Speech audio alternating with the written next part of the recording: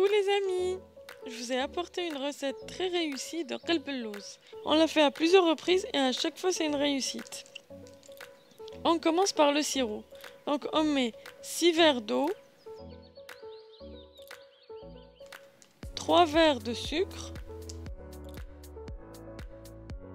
un demi-citron et on le met sur le feu. À l'ébullition, on rajoute un demi-verre de fleur d'oranger et on le laisse encore 15 minutes.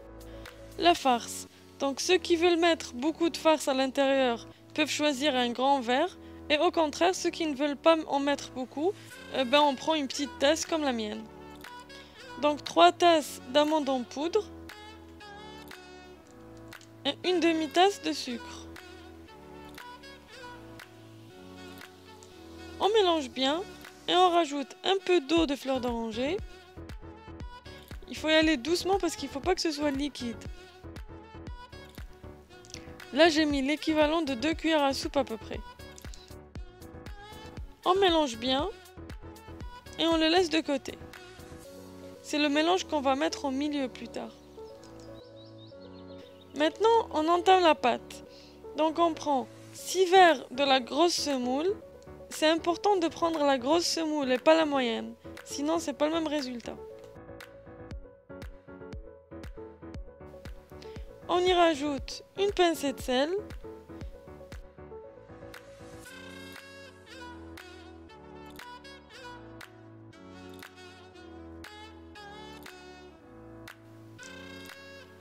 Quatre verres de sucre.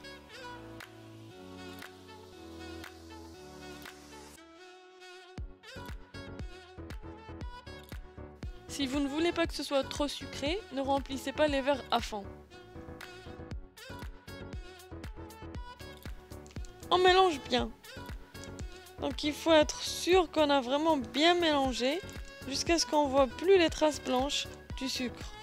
Parce que si on ne mélange pas bien, le sucre peut durcir après.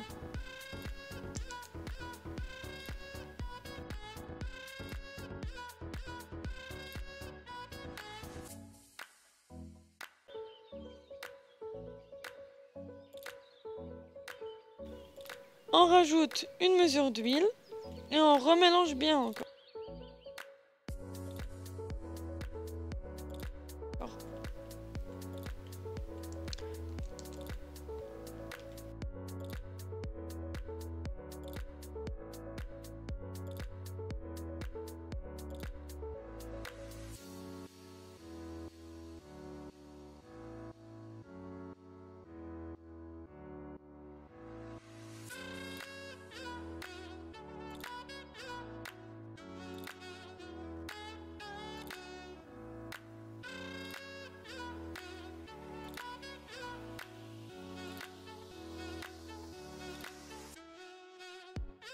On ajoute une mesure de lben, c'est le petit lait, appelé aussi le babeur.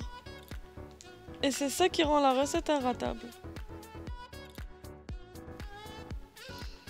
On mélange bien une fois de plus.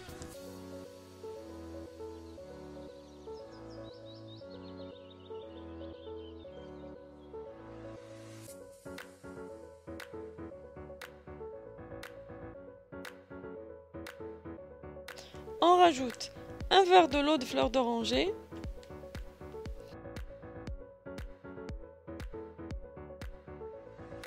La semoule va tout absorber.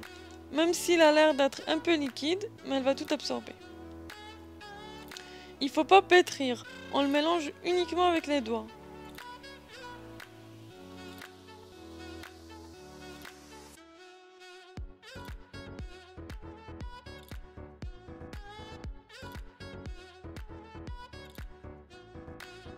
On prend un moule beurré, on le beurre bien de partout et on met la moitié de la pâte.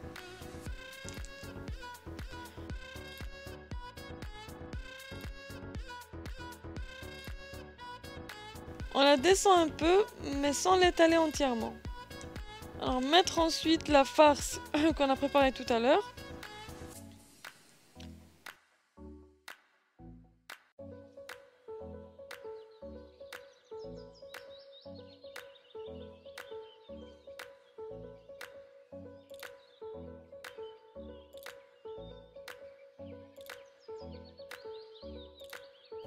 Et on recouvre avec la deuxième moitié de pâte qui va se mélanger avec la farce et la première couche de pâte.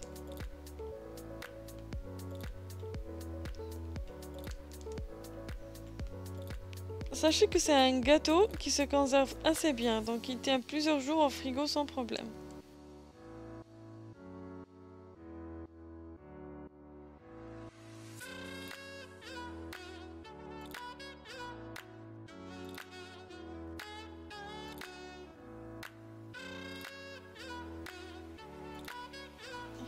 On peut secouer légèrement le plateau pour avoir une face bien lisse.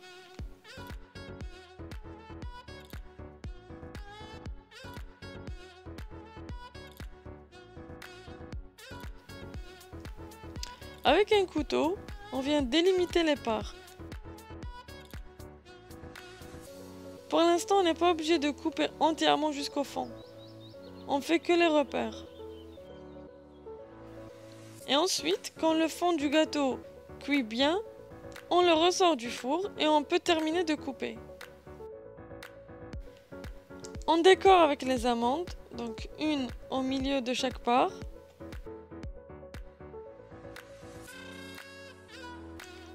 J'ai fait fondre un peu de beurre et avec un pinceau, on étale partout. Cette étape, elle est facultative, on peut s'en passer. Et ça part au four préchauffé à 200 degrés, environ 40 minutes. Et une fois que les pourtours du gâteau se colorent bien, ça voudrait dire que le bas est cuit.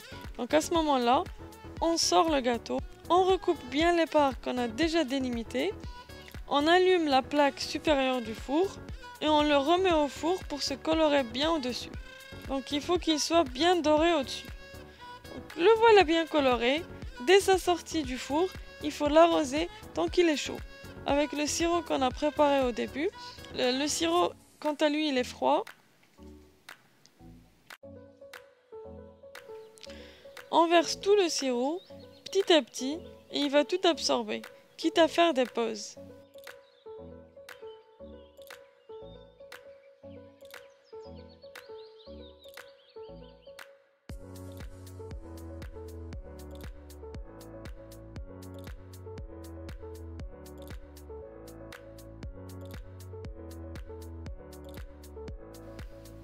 Donc je lui laisse un peu de temps pour qu'il absorbe le tout.